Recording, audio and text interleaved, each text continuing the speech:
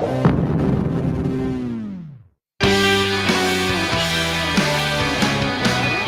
everybody. Welcome in on a Friday Maize and Blue Reviews. Good afternoon, Michigan football.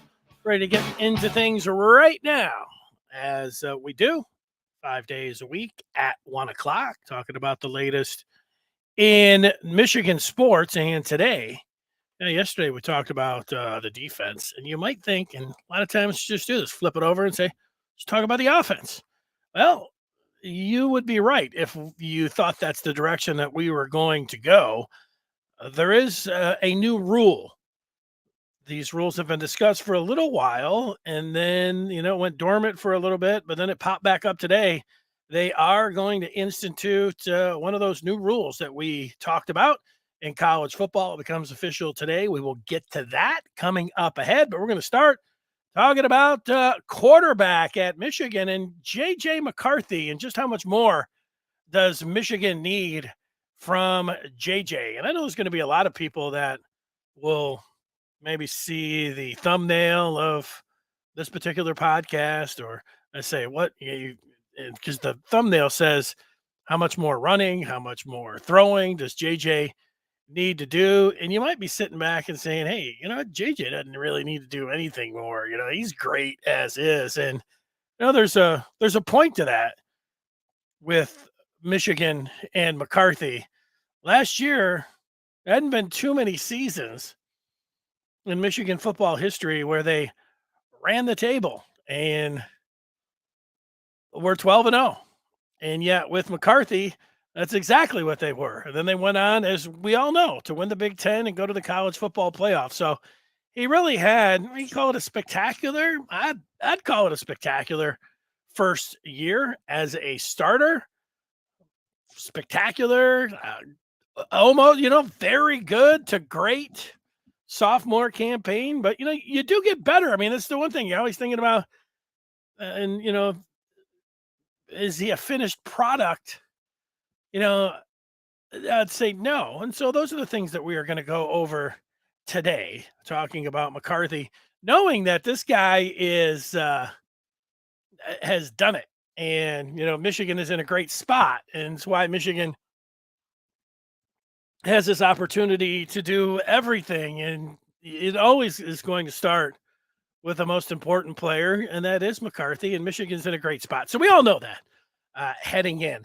Now, what can we learn? I mean, the first thing you think is like, okay, so what does McCarthy need to do better? So you just think back without, looking at every game, without, chewing on all the numbers. And, I did that first. And what I come back to is that it's nearly 5 months after the fact. The TCU game is going to haunt you forever if you're a Michigan fan. Now, I don't think it's going to haunt JJ. I think he processed it. He got the famous picture of him standing, looking at the scoreboard, watching TCU celebrate. Tough to watch that. It's tough to watch that if you're a Michigan fan. Imagine, having to be McCarthy standing there at midfield watching all that. But that game is going to stay with you forever unless they're able to get back there and go further. And then it will become one of these things like in sports history. There's a few of them that have happened in my lifetime. The biggest one is I can remember when I was a youngster in 1986-87, the 87 Eastern Conference Finals. The Pistons were, the bad boys. They were climbing the ladder, and the Celtics were beating them, but it looked like they had enough to beat the Boston Celtics, Larry Bird and the Celtics. And then it was, the famous game. You probably, even if you aren't old enough, remember it. The Pistons, it was game 4 of the Eastern Conference Finals. It was at the Boston Gardens. Pistons got the ball with just a couple seconds remaining, up 1, and they had a timeout. I mean, they're going to win this game. They are going to win this game. They just have to inbound the ball and make a free throw, and they're going to win the game, inbound the ball, and they might not have to make any free throws. But, as we know now that history, somehow, some reason, Isaiah Thomas, the greatest Piston of them all, runs over on the sideline to grab the ball from the official. Maybe, he was just looking to inbound it so they didn't have to foul him or anything else. It's easy now. It's very easy. It's always easy when you're sitting back watching. Saying, "Woo, let's call that timeout, set everything up." This is it. This is a pivotal moment in history. Let's make sure all the I's are dotted and everything else. But that's not what Thomas did. He grabbed the ball and he threw it in, and Larry Bird snagged it, threw it over to Dennis Johnson, who went in and put the ball in with 1 second to go, and the Pistons lost. Johnny Most, this famous broadcaster from the Celtics, you probably know the line. And now there's a steal by Bird. There were probably decades that passed before I would even bring myself to watch that highlight. They play it a lot. I just be like, come on, I don't want to see that. I do it now. I'll watch. But, the next year, the Pistons were able to exercise that ghost. The whole point of the story, they beat Boston. And then they made the NBA Finals. And they should have won the NBA Finals, or very well could have, in a Game 7. Kareem was going up, and Bill Lambert was like standing right there with a couple seconds to go. They fouled. They called a phantom foul on Bill Lambert. But that is it. The Pistons were able to, if they were never able to beat Boston, and they didn't go on to win the championship with Isaiah, that particular play, it would live in infamy. Now, so McCarthy, I think he's over TCU. I think he will have, taken what the loss, what you take out of a loss, and you get the film. And for him in particular, he was so good at protecting the football after the Maryland game, certainly after the Iowa game when the ball was rolling down by the end zone, fumbling it. He took care of that. And, he barely in the perfect regular season threw any interceptions. He threw one in Indiana and he threw one against Penn State. That's it. Against Purdue, when he had the most time that he had in to hold the ball, I was going to say in the pocket, but it was in the pocket and then rolling out to his right. He had 11 seconds, and then he whipped the ball down the field and he threw an interception in the Big Ten title game. Other than that, he almost played a perfect game in the Big Ten title game.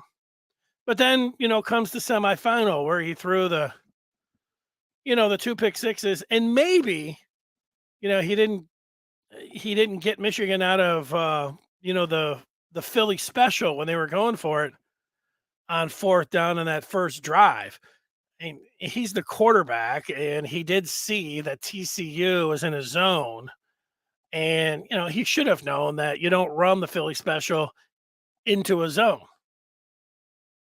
You know that, and I know that. We know JJ knows that, but, I don't know. Maybe they disguised it or whatever. They put somebody in motion, so and nobody moved, so you wouldn't think that. And so he didn't call the audible. I don't know. Harbaugh took the blame for that, but that's what coaches do. What was Harbaugh going to do afterwards? A sophomore quarterback.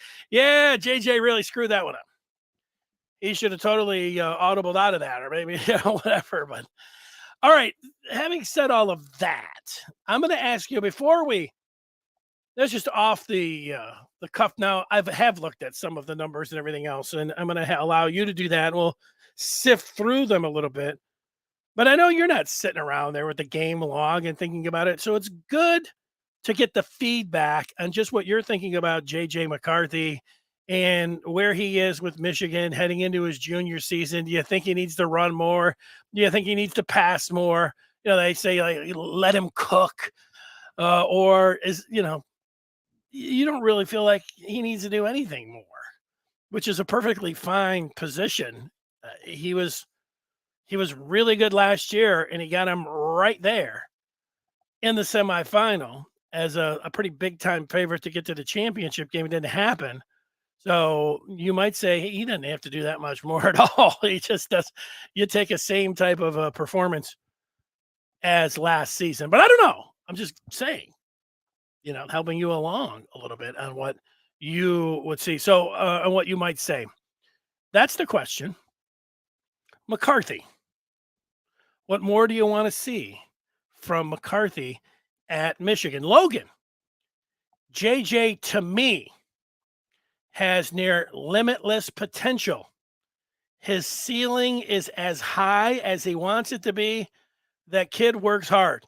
Now, that is a very flattering feedback, Logan, to JJ McCarthy. And I think it's spot on. The thing with me with McCarthy is Michigan is dealing with exactly what you want. You get into the laboratory and you make the perfect Michigan man at quarterback, it might spit out JJ McCarthy. It's going to be something very close to number 9 in the maize and blue. So I'm with you on where you're at with JJ. Scott says we need to cut him loose this upcoming season. I get that. If he's such a great player, let him do a little bit more. Here's the thing, and this is the part that I don't know if it occurred to me, but that I was thinking about looking at the numbers.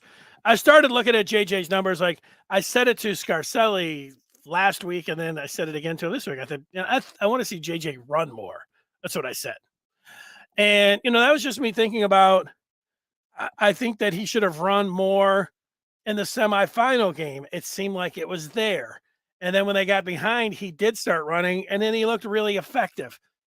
And he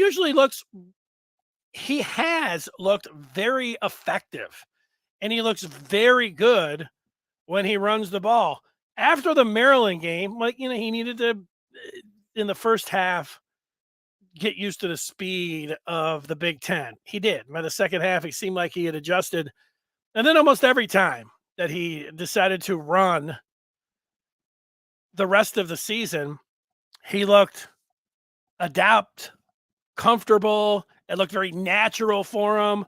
I don't really remember him taking any big-time shots until, late in the season against Illinois. He was and maybe he didn't even take a shot in that game. I'm just thinking about that. It was close to him taking a big shot running over the sideline. He seems like he had a pretty good feel of when to get out of bounds, when to go down, and when not to take that unnecessary hit, which we all sit around thinking about. Like, there's a part about it like, yeah, let him run wild. Let him run way more. He's fabulous. He's just fabulous, and maybe he's even better with his legs than he is with his arm. And he's really good with his arm. But, of course, the part about that, if you're a Michigan fan saying, oh, my God, I don't want him taking unnecessary hits. I don't want him taking hits. He goes down, the season's over, which is, it's understandable. And you get a little bit nervous when you're a fan. You got the franchise and you got everything going on with number 9 running. You get a little nervous. It's okay as a fan being that way. You do have to trust McCarthy and his feel for the game on when to take off and when to slide and when to go down. And is he earned that from you? Like, I think so. He's earned that from you. When I was thinking about this, if I could make it tailor-made for JJ, I would say, certainly he doesn't have to worry about running the ball in the non-conference against East Carolina, UNLV, and BG. But when you get into the Big Ten, I was even thinking about, does he really need to be lowering his shoulder against Rutgers? Probably not. I don't know if I want him lowering his shoulder at all, trying to get an extra yard. I want him to be smart and avoid unnecessary hits. But then you get into late in the season, in the last 3 games, which is going to come down to, I think we all believe that, at Penn State, at Maryland, and then against Ohio State. Could he run more against those teams? What we're thinking about here. Let's look at some more of the feedback. Scott wants JJ to up it throwing the ball as well, 20 to 25 times, which is way more than he was throwing last year. Take advantage of his great arm. Here's Mark. Mark's always this is kind of right in Mark's wheelhouse, talking about improvements and looking at Michigan schematics and all these kind of things. And here's Mark. Surely Michigan had go-to plays like the duo What pass plays do you think are solid and require execution early?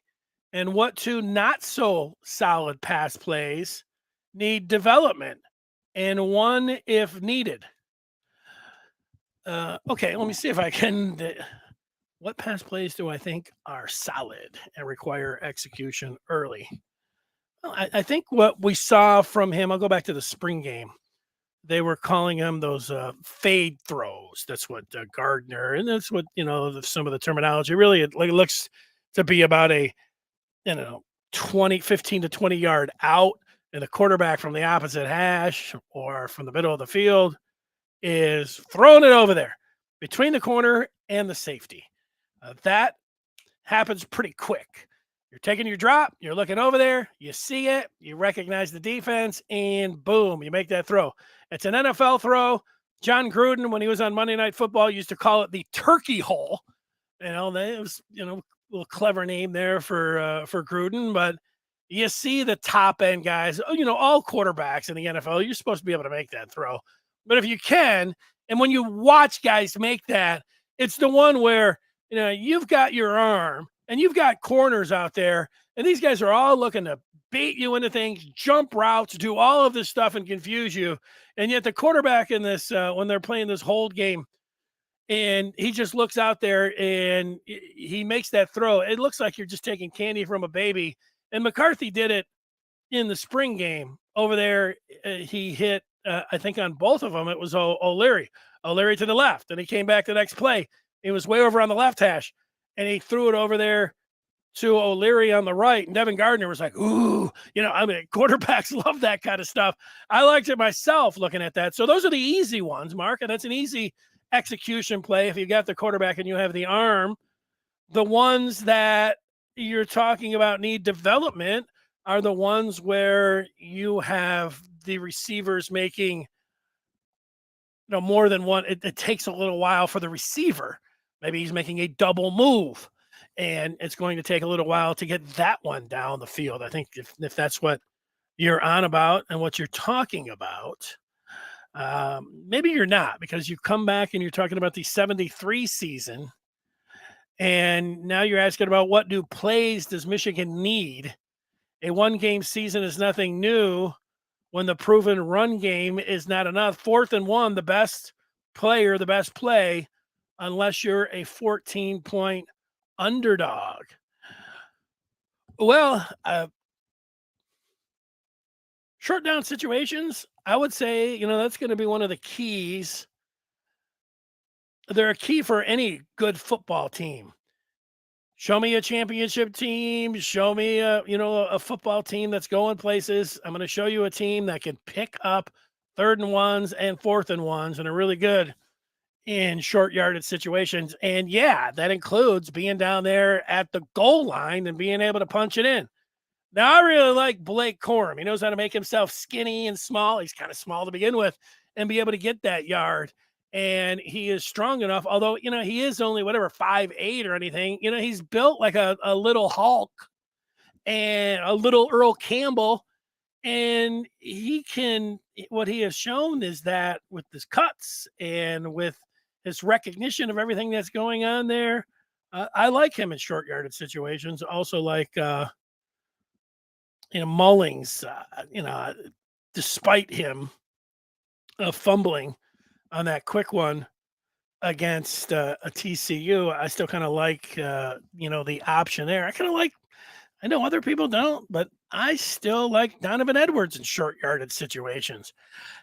He's quick enough where he can bounce it out and make guys miss. But I thought he also demonstrated, not many people talk about this, the ability to put both hands around the ball, not fumble, and then plow ahead. I know he's not the biggest guy, and you're thinking about him getting hurt too, but he's all right there. But, JJ can do that running. We saw that against Ohio State with him being a threat. I think what we didn't see for Michigan, and it might be that he's just not, that's not his thing, throwing jump balls down at the goal line. Obviously, Michigan didn't throw a lot of slants, so I don't know if that's a comfort level of JJ or the receivers or the coaches or the scheme or whatever it was. I mean, it seemed a little odd. I know a lot of people are like, why didn't they do more of that? It was the same thing with the screens because Edwards can catch the ball. Ron Bellamy said if he wasn't running back, he'd be their best slot guy or one of the best slot guys. And everybody, you can see that. You think about that catch that he had against Rutgers. So you would think that getting him the ball in the screen game would be something that Michigan would do a lot. And they didn't do it at all. And they didn't do it with Blake Corum at all either. And he could catch the ball. They didn't do it until the Illinois game. And they were down by their own end zone. They threw a screen to Corum and they broke it for 40 or 50 yards. Everybody's like, let's see a little bit more of that. So if you were asking me, what do I think they need to do more? I don't know. The screen and slant game and jump ball are three things that they have not done. I don't know the reason that they don't do those three things, but it has to be one of the things that I just mentioned. The quarterback not feeling comfortable throwing it, the coaches not feeling comfortable calling it, or it's just not something that when they scheme up that they feel like with both of those things, which is probably what it is, you wouldn't not go to something if you thought it would be very effective, even though everybody, even though it looks like it is and everybody, is sitting there saying, do it. It's right there for the taking. Why wouldn't they? It has to be something. Not like we're like, no, let's just not call that because we want to be stubborn, when it comes to routes or something. I don't know. What else could the explanation be? Which leads us to Mr. Route Tree himself, Antoine. It's great to have him with us on this Friday. This is why you let JJ get used to passing the ball more. Jim is hypersensitive about turning the ball over. It probably bugged JJ because it bugged Jim. Most coaches are hypersensitive about turning it over, but I agree, Jim is. If you if you get used to scoring quicker, it wouldn't bother you as much. Jim is playing football like he's in the 80s. Turning over the ball doesn't mean you automatically lose with our offense.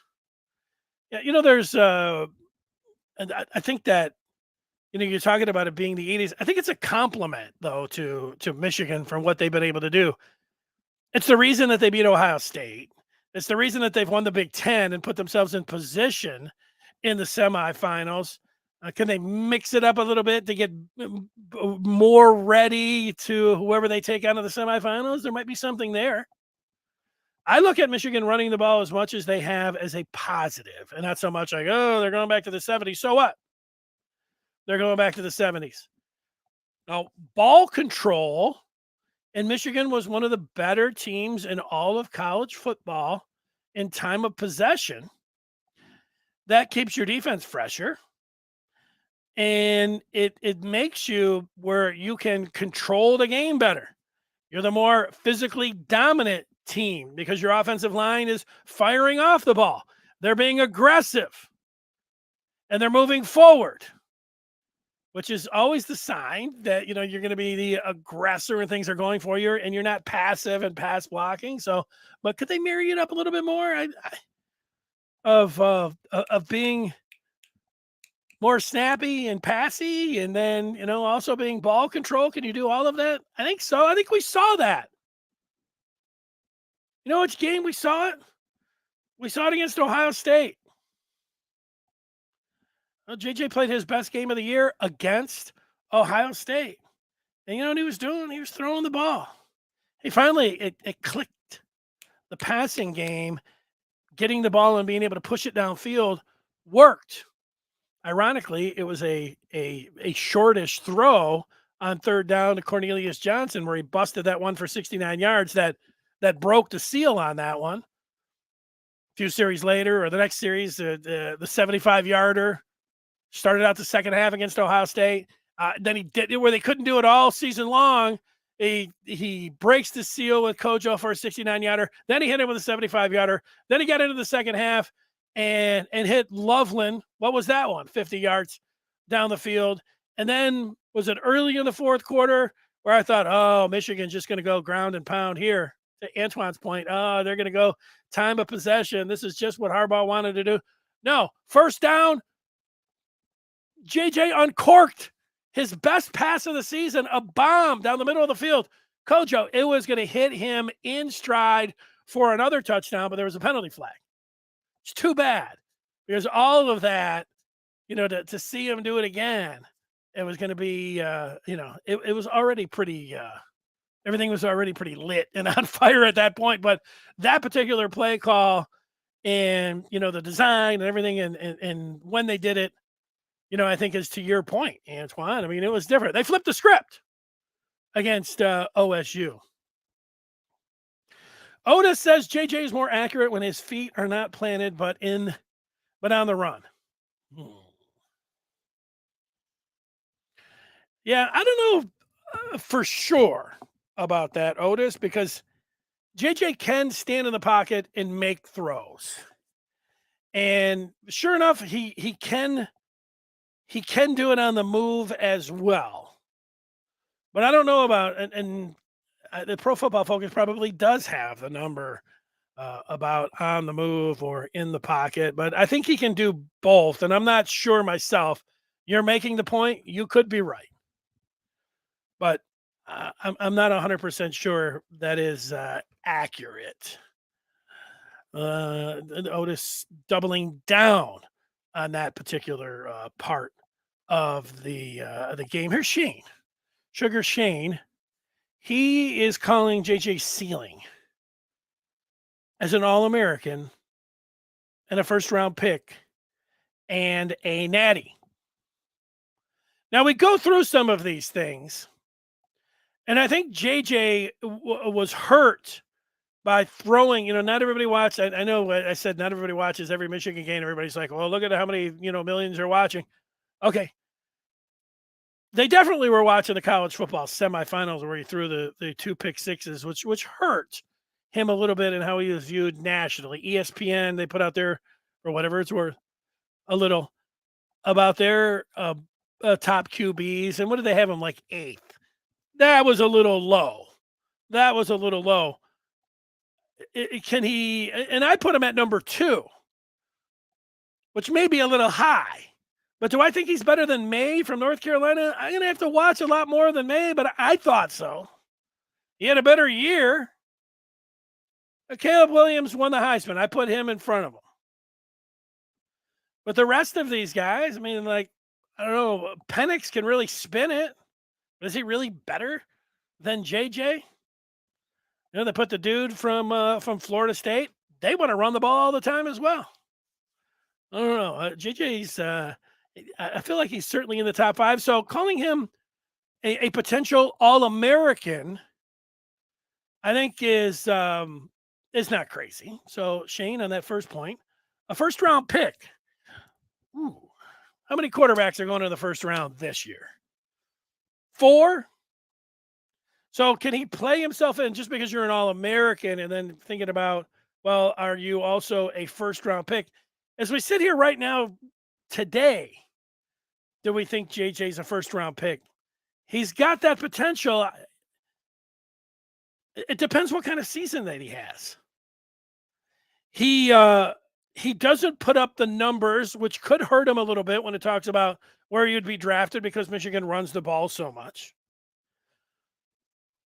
But if he puts up another season like he did last year, this year, and Michigan's back in the semifinal, and he's out, and he has shown that he has unlocked Michigan's offense with his ability to throw the ball down the field, which just happened in Game 12 last year. It took him till Game 12.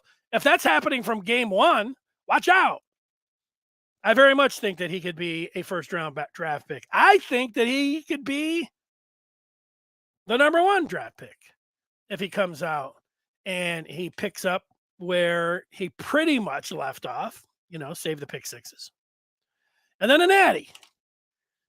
With what Michigan has in place, the players that they have returning, the talent that they have on this team, I think that all of these things that Shane are saying are achievable. JJ, an All-American. JJ, a first-round pick. Michigan, with McCarthy as quarterback. winners of the national championship. Those are all fair things to put down. The coach says Michigan has way more offensive options, and they are very simple, that they just don't do it. It's the dumbest stuff. Or, there's reasons that they're not doing it, right, Antoine? I mean, this is to do it to be stubborn. And look, Lloyd Carr was very stubborn, so, that just might be a Michigan thing. The coach says, no, they did it against Penn State. They only did it against Ohio State because OSU put everybody in the box. Of course they had to throw. Oh, it was dictated by Ohio State. Well, here's the thing, they won all of those games. So the part about, complaining, and we're so used to it over the years, oh, this is the reason that they didn't do it. I've got my own reason. I'm going to keep saying it. And then when it doesn't happen, I can say it, except that it worked. What the coaches did, their game plans, their ideas, they were executed and they worked. They worked perfectly last year to get them to the semifinal, until the semifinal. Then it didn't work. So I think any game planning or routes or criticism of the game plan, I don't know, are they fair? Everybody's got them, but is it worth talking about until the TCU game, the game plan there? They got a little bit too cute with the Philly special. They got cute with it, but they ran it into the wrong defense. What happened there? I don't know why. I still don't know why. That's perplexing. That's pretty much a walk-in touchdown there. They should have audibled out of that. Should have called the timeout. At the very least. I know it was on the first series, but it was the first half. Do it if you're not 100% sure in a semifinal. It was a big play in the game. Now, from the rest of it, we can go through there. Mark, yes, 4,600 from a 4-8 team to 11-2. Sorry, that's not luck. I don't know. Did I say Penix was lucky? Penix is pretty good. I like Penix. I have them as a team. I think that I don't have to go back and look. I think I picked them to get to the college football playoffs this year, Mark. So I'm with you on that. Blank is with the theme saying that JJ Sky is limitless. He has every tool you could want, just needs to find consistency. I'm there. Mark says we thought that about Shea, second team All Big Ten, not good enough to beat OSU. This is a proving year with an elite supporting cast, so JJ has it all in front of him. That's true. Yeah, I thought Shea would improve heading into his senior season. It's in the, and he didn't. And he wasn't able to throw the ball down the field, which was a pretty weird thing when it came down to Shea Patterson. All right, do we learn anything by looking at the numbers for McCarthy this year? You look at the running numbers, and back-to-back weeks, he got into the middle of the Big Ten season. He ran it 7 times against Penn State and Michigan State, and he was pretty effective. You think about it, that Penn State game, 57 yards, 50 yards against the Spartans. Ohio State, I was surprised. I thought he ran for more yards against OSU. I know they include the sack yardage there, but 6 for 27 and a touchdown. It was the touchdown run that was magnificent. He played, as you look through it, quarterback rating isn't everything, and all of this, and looking at stats and percentage and touchdown to interception ratio. I mean, all of those things. 22-5 is not too bad. Would you like to crank that up to, 30-4? Would I take that right now? Would I take 30 TDs and 4 interceptions on the year? Sign me up for that. The quarterback rating that you look at, the Hawaii one, this must be some. It was like the perfect. It was like the perfect game in baseball. One, but it wasn't 11 of 12. attempts for 3 touchdowns. I mean, it was damn near perfect game. You go through these other ones, you give him an A plus. I'll talk about JJ the way, just looking at the season and kind of the segments here. I would have given JJ an A plus for the non-conference last year. The Maryland game, I would have given him a C for the 2 fumbles in the first half. I know they were both recovered, but he did settle down, and he was able to get Michigan to the finish line, but he adjusted in the second half. But I think that was his worst game of the year. But it was his first game as a starter in a Big Ten game. And then you're like, well, we're going to really find out about him at Iowa because that's on the road. And he was great in the first series. He took Michigan right down the field. Now, he did fumble in that game too. Donovan Edwards bailed him out by diving on the ball back at the goal line. So he doesn't give, but because it was on the road, I gave JJ an A minus in that game. At Indiana, he threw a pick, but 3 touchdowns and brought Michigan back with 300 yards. I was going to give him certainly a B plus in that game against Penn State. He didn't do a whole heck of a lot against Penn State. He had that weird interception. He ran the ball well, but it was really the running backs and the defense that ran that game. But still, he gets a passing grade for sure. B. Michigan State, you'd like to have seen some more touchdowns, but he would get a B in that game. At Rutgers, coming back in the second half, I give him. There were some missed passes down the field, but an A minus. Nebraska, let's go just 8 of 17. A B. At Illinois, Illinois. Where are we going with there? Not a great completion percentage.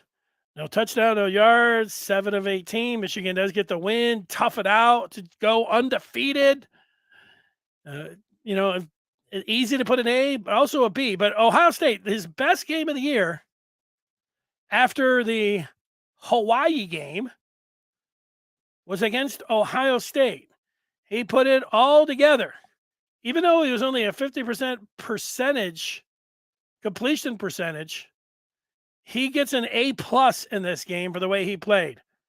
3 touchdowns, no interceptions, and then he ran that one in the second half. This was his masterpiece.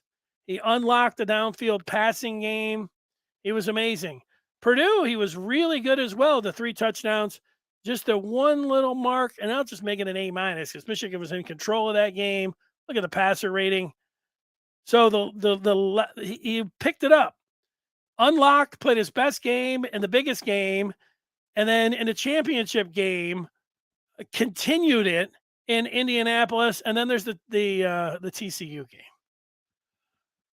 And the TCU game, it's like, hey, what if you take the 2 interceptions and take the Philly special off the board, and he wasn't so bad?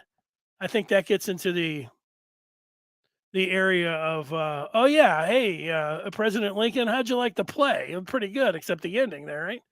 So you can't really do that. I mean, he put up some big numbers, and threw the ball deep. I mean, that was nice. But yeah, I mean, the 2 picks, I don't think they're going to haunt him, but I think it's going to haunt you. I think it's haunting Antoine. Let's see what Shane says. Michigan played dumb and was coached dumb in the semis because it wasn't their time. 2024 Houston is our time. The Philly special, I don't know if it was dumb. I don't know why they didn't call a timeout or audible out of it. So I guess you could call that dumb. Giving the ball to the 1 yard line to the linebacker, is kind of as a fullback up. I don't know how dumb that was. I mean, he's their short yardage guy. They put the ball in his hand and had him throwing a jump pass on the road at Ohio State. I mean, that wasn't dumb. Guys fumble. Shea throwing 2 pick sixes. JJ throwing 2 pick sixes. That had nothing to do with the coaches being dumb or I don't know, you could say JJ, those were dumb throws. All right. I mean, I don't know if it after the fact saying it wasn't their time. Sure. I don't know how if it wasn't. They weren't the better team, but a lot of that goes in. You can't make mistakes, glaring mistakes, and expect in a big spot to be able to win the game. So if you want to call it dumb, you can. But you are taking a positive spin to this year. It's our time, according to Shane. Antoine wants to go back to the Ohio State game and say the only reason that JJ was asked to throw the ball is because Ohio State put the whole stadium on the line of scrimmage. Of course, he had to throw the ball to bail. Michigan was actually forced to. Yeah, Antoine, I see like you're, putting the explanation points and everything on it, but I think it's a good idea if you're a coaching staff, if you're an offense, if you're a play caller, to attack the defense where they're vulnerable. So if they're going to overpopulate the line of scrimmage, then yeah, you should throw the football. And so they did. So they took advantage of what the defense was playing, and they were routinely able to do it. So, you're making it sound like, credit Ohio State with Michigan being able to unlock the downfield passing game. I'll credit Michigan for taking advantage and making the play calls in that game. That's not taking things to extreme. That's just, I don't know, like you want to like give credit to the opponent and not to Michigan. And I'm going to give credit to Michigan for executing the plays and getting it done. Mark wants to go back to the fumble Ruski. Let's see. Number one, Miami lost to Michigan in 84 with Bernie Kosar because of 3 INTs. That's how the great lose to the good. There you go. Going back to the 80s. I was thinking about the 80s today when I was thinking about Isaiah throwing the ball away to Bird. And I was also thinking about Michigan. I'm like, was there a player? It was a team of my youth, and it was early in the season. And Mark just remembered in 1987, and in 1988, and in 1989, and in 1990, were they all the first games of the season that Michigan lost? They could have been the second game of the season. Michigan lost 4 times in a row to Notre Dame. And Michigan had some excellent, in 2 of those years, they won the Big Ten. They had tremendous teams. One of those years was the Rocket game, 1989. That would have been. It was raining in Ann Arbor, and I think it was number 1 versus number 2. But that haunted me. Notre Dame haunted me for a long time, but Michigan was able to exercise that ghost. You know what other ghost they were able to exercise? The 21st century Buckeye curse, which it seemed like Ohio State, the Michigan was never going to beat them. And then what happened the last 2 years? So they can, if the semifinals still haunt you, they can make it happen as early as this year. Here's some of the other things that I put down about JJ. So you knew when you were starting to talk about him, should he run more? Should he pass more?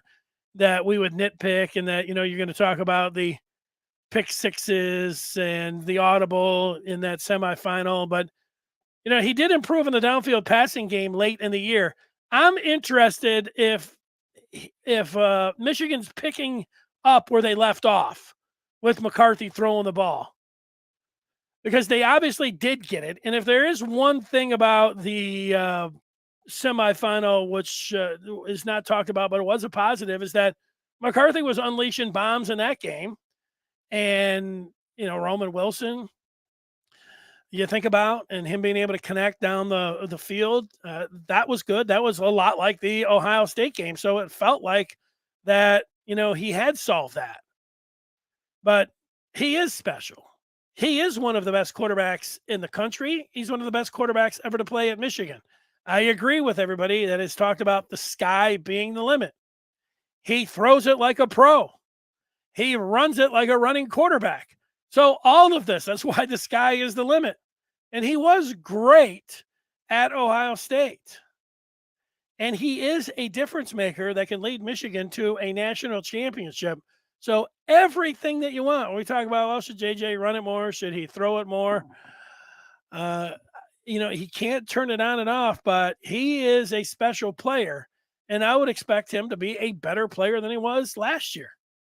Be more in command, hit the ground running with that passing game. So things look pretty good for Michigan. It's like we were going through the defense last year. Why? Well, the O-line, well, maybe you think you got to see it all together to feel like, it's going to be one of their, better groups, because last year's was so amazing. But the way they've been producing the offensive line and the competition that they have there, it feels like this offensive line is going to be a plus for Michigan. The running backs, it could be the best tandem that Michigan's ever had. And heck, you're talking about Biaka, Matuka, and Wheatley. I mean, these guys are great.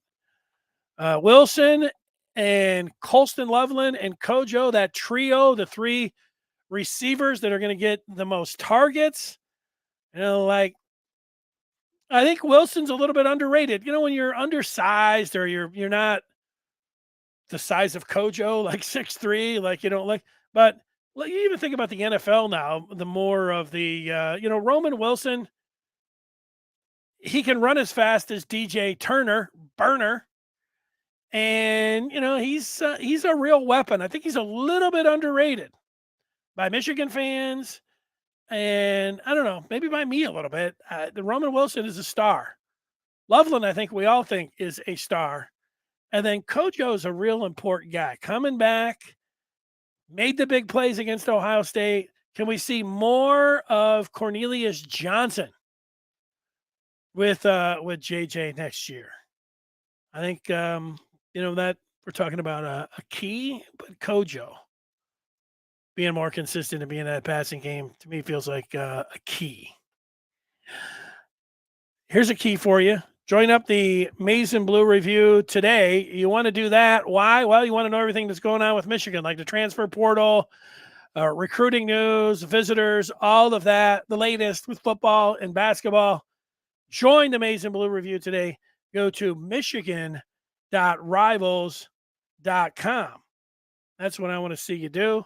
I hope you do. And we've got one other thing for you here, and that is with the change that was talked about, and now it is happening. I saw this just a little while ago from CBS.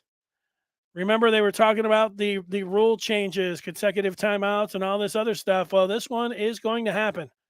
The clocks will continue to run after first downs in college football, with the NCAA set to change their half-century-old rule today. The clock stoppage had helped differentiate college football from the NFL since 1968. Now,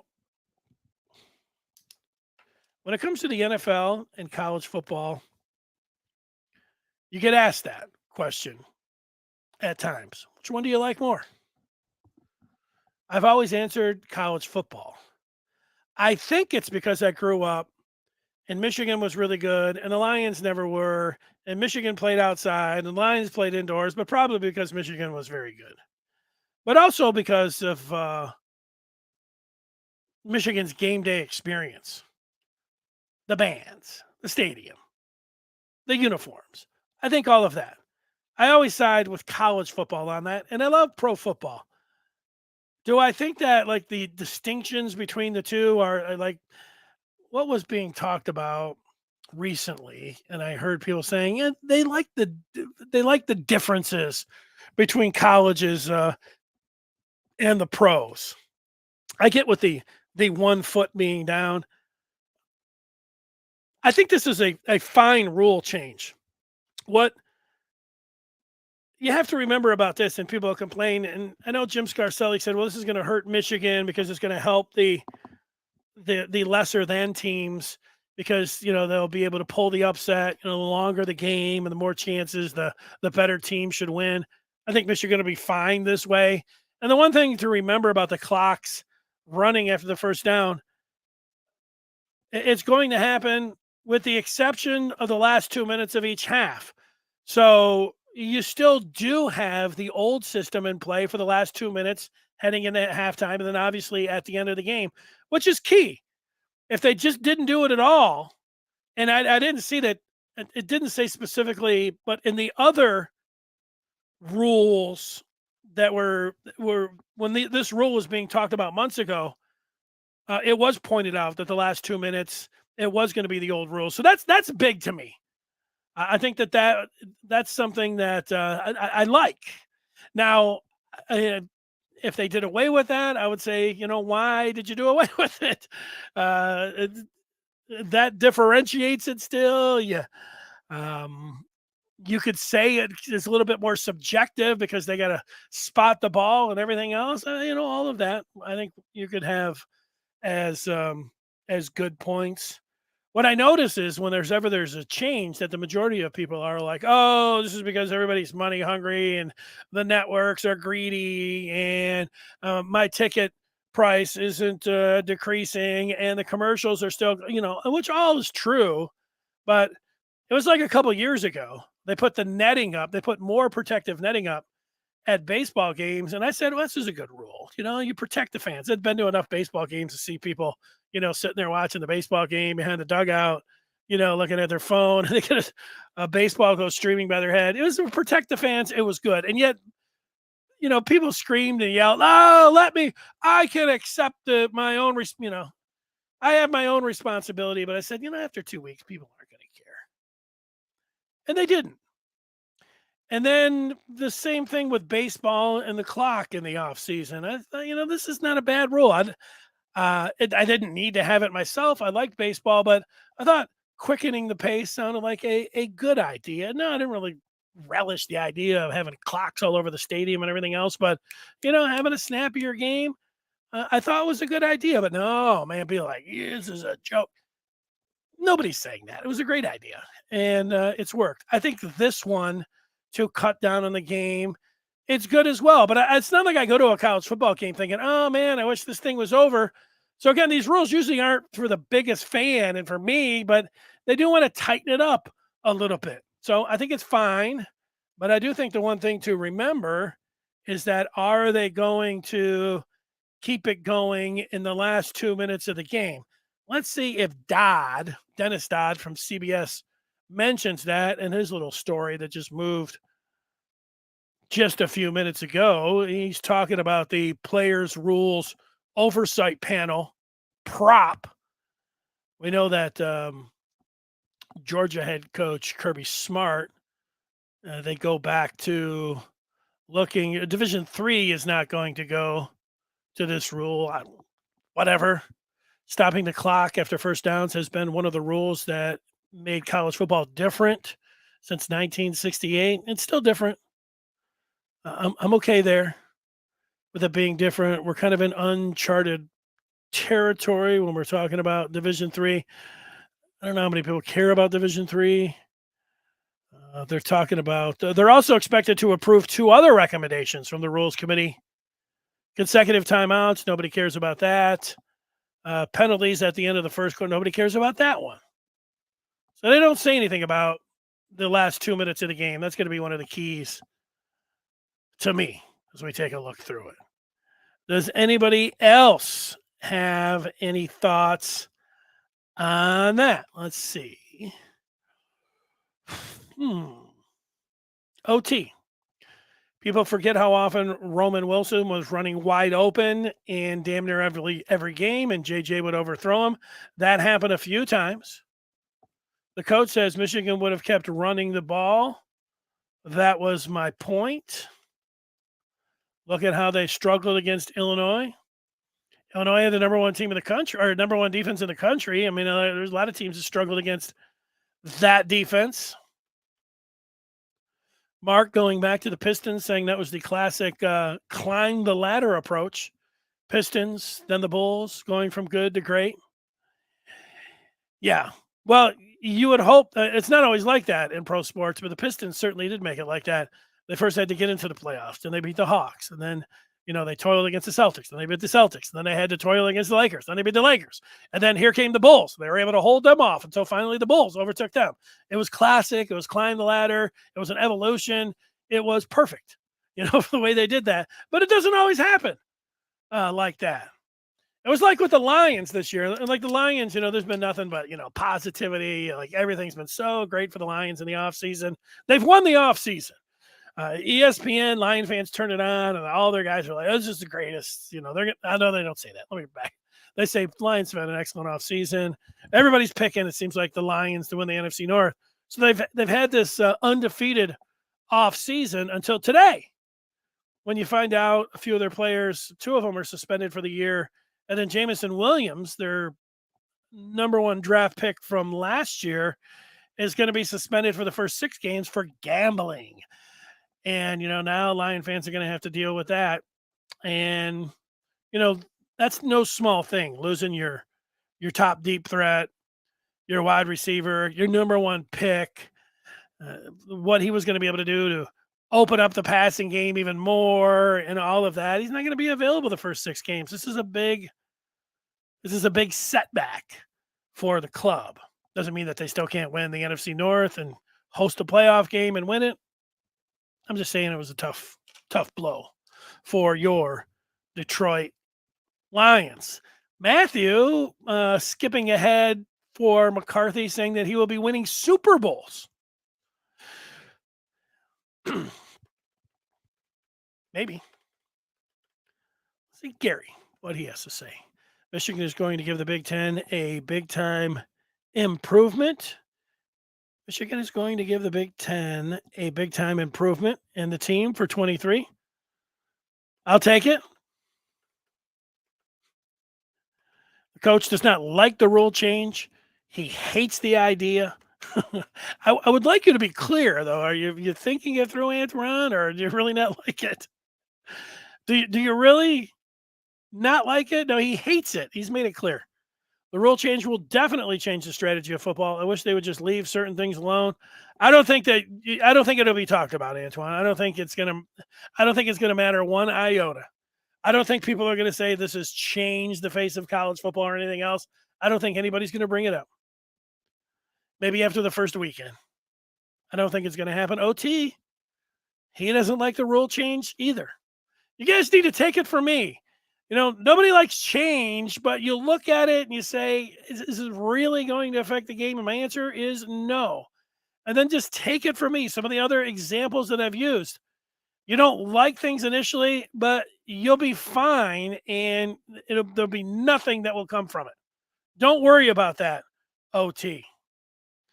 Why would you like the rule change? I don't mind having a snappier game. Like I said, Antoine, I'm over 50 now. Sports has got me. I watch baseball games still. I'm entertained by them. College football, I can't get enough. The NBA and NHL, I'm watching, 2-3 games a night for the next month. I'm in. They don't need to do anything for me. But I understand why would you like it? Because sports evolve. Look at what happened with baseball. Everybody was screaming and yelling. It was a good change. I think this one will be positive as well. You don't need 3.5-hour games. If it cuts it down to 3:20, then 3:15, maybe less. Then I think you're onto something. I didn't like the idea of just having the clock continue to run after incompletions. That didn't seem like a very good idea to me. But they didn't pass that one. They passed this one. And I'll make this prediction. If they keep the 2-minute drill, they keep the old rules in for the last 2 minutes of each half, there will be nothing said about this after the first week of college football season. So remember it. People will complain because in the offseason, you need something to complain about. People complain about changes. People think that this is taking money out of their pocket and just stuffing it into the universities, and the TV's running everything. I mean, go to all that. And what am I getting out of this? Which I get all of that. But I'm just telling you all from my experience that there's going to be no everybody complaining about it when it's done. Mark talking about some 5 hours, Big 12 games.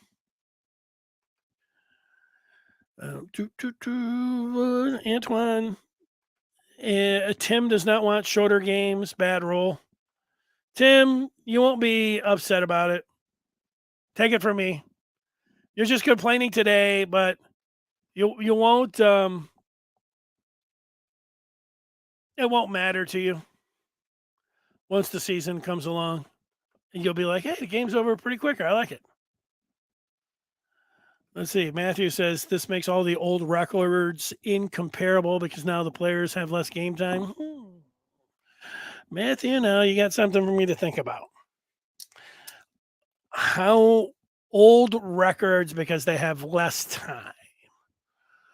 What are we thinking about when it comes to? So I get team records for Michigan; those are a big deal. Are they? Do we really? Is there some holy grail? Like for baseball, I'm in on records and stats. How much? But how much in pro football do I care about? Maybe there's a few. What do I think of in college football? What am I thinking about for numbers? 300-yard passing games, the way guys go early, pro now. I think people understand. Like, so it would be a 1 year record. I don't. There's no real numbers in college football in records that's that you're sitting out there be like, oh, this is a 56 game hitting streak. This is so there's really nothing like that. I mean, you got one for me? 1,000-yard season by a running back, a wide receiver. So many catches. I mean, those things are nice, but I don't know how much there's like a holy grail when it comes to statistics and records in college football. And when it comes down to the records in college football, like the first 20, they're usually held by dudes that I've never heard of from schools that I didn't even know existed, mostly. But to do it, we do have the time. Let's just go ahead and Google NCAA CFP records. Let's just see what kind of records that we would come up with to see if this is a big deal or not. Let's throw up this on the screen and just walk through it a little bit to see about the records. It could be a good point. It might be like, hey, dummy, Herschel Walker ran for this amount, and everybody talks about it, and they still do. Let's see. We've got some. I'm going to blow it up. All right. Let's go to the record book and see what we think. NCAA total offense yards per game, 474 yards, 0.6 yards per game, held by David Klingler from Houston in 1990. Is that a big deal? No, it's not to me. They threw the ball all the time. Michigan smacked around Houston one time. I think Klingler was on the team and really put it to him. I like that one. Aaron McNair, when he was at Alcorn State, went for 527 per game. And then we got some guys down from Division 2 and 3. All right. Career yards FBS. Case Keenum, another Houston guy. Do we care about that? Career yards 20,000? No. I mean, you got Case Keenum. You got the guy from Houston that was coaching the team. I'm sorry, the guy from Hawaii this year that's coaching the team. Those guys were up there. Season yards. All right, here we go. Joe Burrow. Now, Joe Burrow had a hell of a year. Set all those records. 6,000 for one single season. It's a pretty big deal. Now you're talking about. So is this one never going to be eclipsed, is what you're saying? Nobody will be able to ever touch Joe Burrow's 2019 season where he was so tremendous, where he threw for 5,600 yards and then ran for another 369. Single game yards. I've never heard of this guy. Pat Mahomes, Texas Tech. He had 734 yards passing, but it's 819 together. Taylor Heineke from Old Dominion in there as well. Is that a big deal to me? No. Most games getting 400 yards or more. Nobody's ever heard of any of these guys. Case Keenum again. Rushing. Here we go. Rushing. Most rushing attempts in a career. Steve Bartolo, Colorado State. Not a big deal. Most rushing attempts in a season. Kevin Smith, the former Detroit Lion. 450. How about a guy from Wayne State in 94? I didn't know that. Most rushing attempts in a game. Tony Sands from Kansas. You could have given me 100 attempts and said, I've got $1 million for you. I would have never come up with Tony Sands. Let's see if we got any other ones. Most consecutive rushing attempts without losing a fumble in a career. Michigan Mike Hart. How about that? Over 1,000 carries without a fumble. Good job, Mike Hart. Most consecutive rushing attempts without losing a fumble in a season. Travis Prentice from Miami of Ohio. I don't know. Do we care about any of these? Most rushing yards per game. Ed Marinaro. He might have won the Heisman. Highest rushing average yards per game. This seems like a good one. Barry Sanders.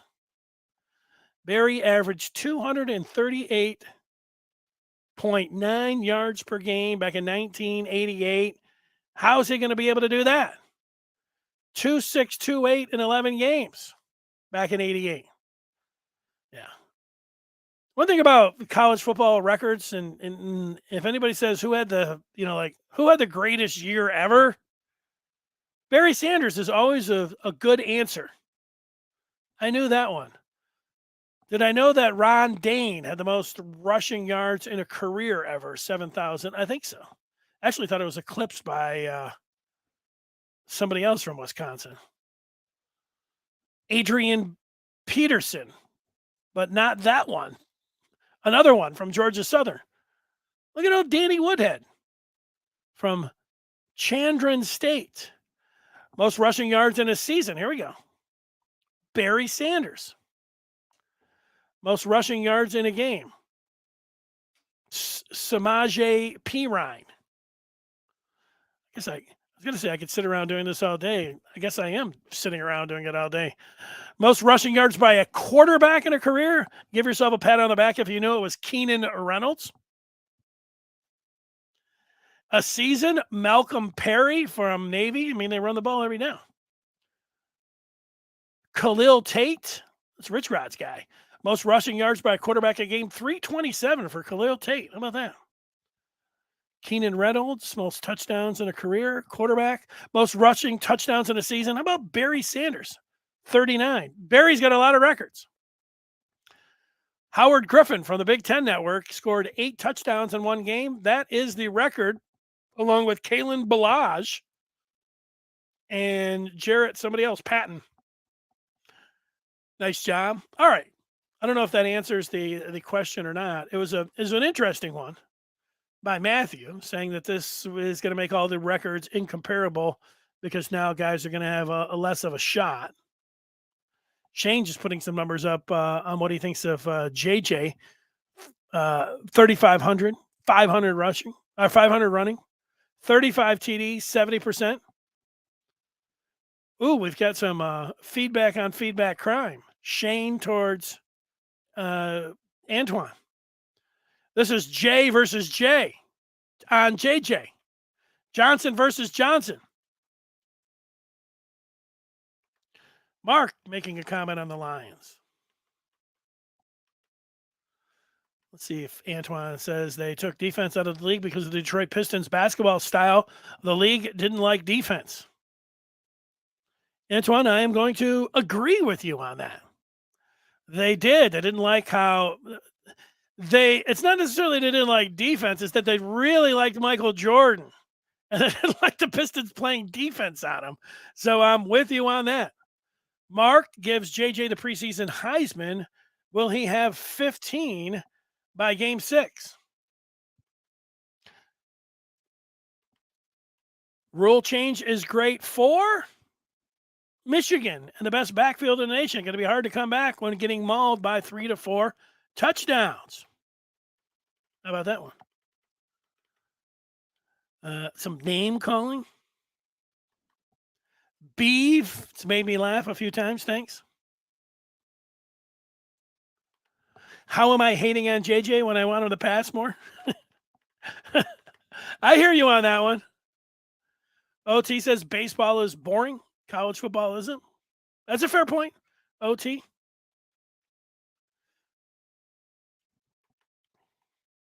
Michigan fans believe that everything the coaches do and say is right. I get that. Like, so there's a part about you, like, we're all here just to discuss it. The coaches, it's their job, but we can have our opinions on things.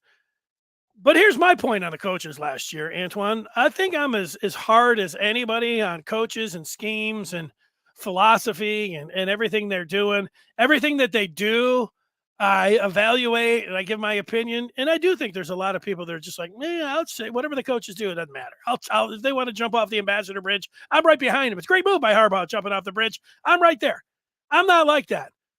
But last year, I don't have many criticisms for the offense and the game plan because it worked, and it worked really well. Should they have gone to something different against Illinois, a really good defense that, they ended up winning, and kicked 4 field goals against Moody? I thought late in that game, there was a part where I thought that they should have been going for it, and they didn't. But, it worked out. In the end, when it works out and they do something strategically and they win the ball game, how much did you complain about it?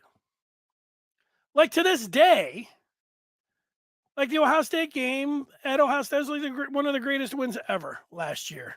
I thought the decision to have Khalil Mullings throwing a blind jump pass on that 4th down was as reckless as it gets. I would never, if I was somehow invited into some coaching meeting in the offensive game plan when that came up and said, hey, we're thinking about putting this one in. I would have been like, wait a second. But I think I'm more of I'm risk averse. I don't mind running a trick play, but running one with a linebacker that just moved over to play running back who is throwing a pass on the road. To me, I would have said, I'd have had to say, look Jim Harbaugh in the eye and say, Jim, that's a reckless play. You sure that's what you want to do? And then when it worked, they'd have said, look at us. But it did work. So, maybe that's you, like with everything else, saying, I don't know. But in the end, you have to say, Antoine, even though you thought they should have attacked differently and gone about things differently and, and maybe to make their ceiling higher this year from if they operated the way you wanted, I think you have to go back and say, hey, look at them. Look at Michigan's coaches. They deserve all the credit in the world. They had a perfect season, perfect regular season. They won the Big Ten again. These guys did it. I cry about the decision making, and I've done it for my whole life. What I think is happening, Antoine, is that we all complain and cry and put in our reasons why we think that they'll fail. And then when they do, we can go back to it and say, see, I told you so. Except this time, there's no I told you so. They did it. So we were all wrong. I was wrong if I would have been let in the meeting room during the Ohio State game, which I know sounds crazy. And I would have spoken up and said, count me as somebody who does not want to run this play. Who's with me? And if I looked around, nobody else had their hand up. I'd have said, yeah, you guys are nuts. Well, then it would have worked afterwards. They'd say, how do you like us now? I said, hey, you guys ran one of the great plays in Michigan football history. What are I going to say?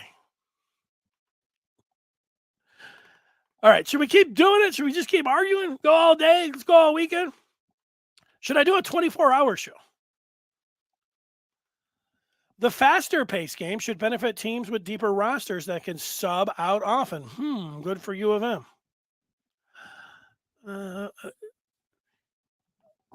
Let's see. If you have a faster paced game,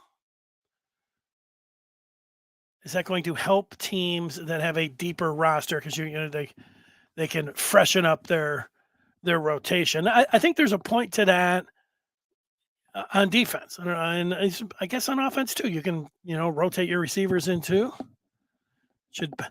But it's not like. It's not that much. I don't think it's going to make that big of a difference when we're talking about, oh boy, now, the clock's going to keep going. Not really. I don't think it's going to be that much of a change. Antoine bringing politics into it. Okay. Records versus 500 P5 schools seems dubious. Teams are automatically going to have to start passing. That would take Michigan out of their game plan. Yeah, they're not going to have a running clock. I don't like the running clock idea. I'm with you on that. Antoine looking to the flip side. He doesn't like leaving the clock alone. This one is true, Mark. Burrow is hard to beat for the best year ever. Burrow and Barry. And who had the greatest year as a wide receiver?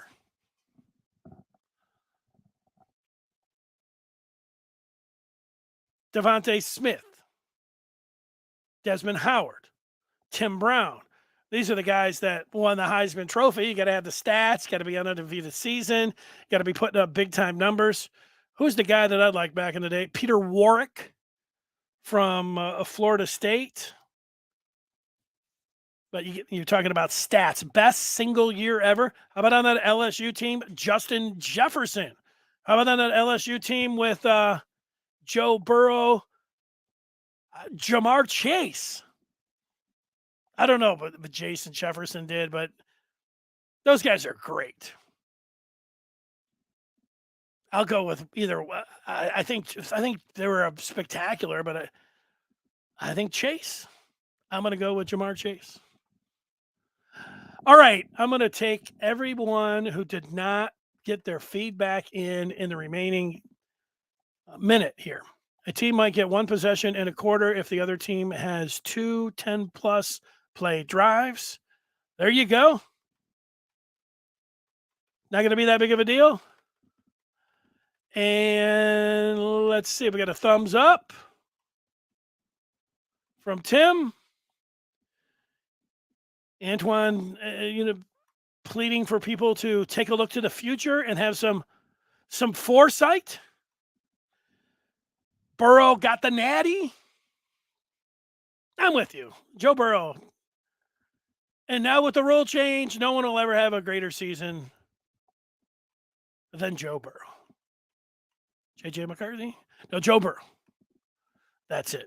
All right. I want everybody to have a great weekend.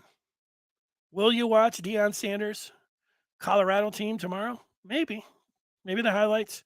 But join us back here on Monday, where we'll talk more Michigan football, and we'll see you over this weekend on the Maize and Blue Review on the Den as we talk some Michigan football all weekend, all day, all night. Until then, everybody have a great day. See you.